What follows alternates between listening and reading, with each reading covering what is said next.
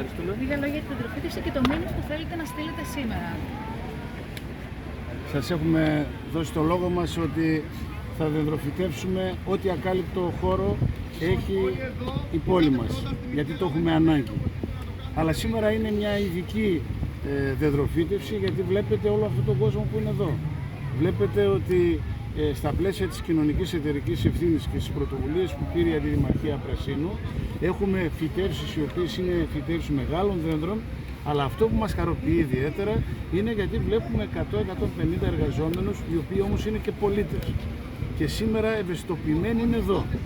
Άρα κάνουμε και τη δουλειά, δηλαδή τη φύτευση, αλλά στέλνεται και ένα μήνυμα. Το μήνυμα αυτό αφορά και τα πολλά μικρά παιδιά που είναι εδώ, γιατί η ανάγκη είναι να έχουμε αυτή την εκπαίδευση ως κοινωνία, ότι δεν πρέπει να αφήσουμε τίποτε που να πάει χαμένο σε ό,τι αφορά το πράσινο, δηλαδή το περιβάλλον, σε ό,τι αφορά τη βιώσιμη κοινωνία που πρέπει να έχουμε, και η πόλη μας ιδιαίτερα το έχει ανάγκη.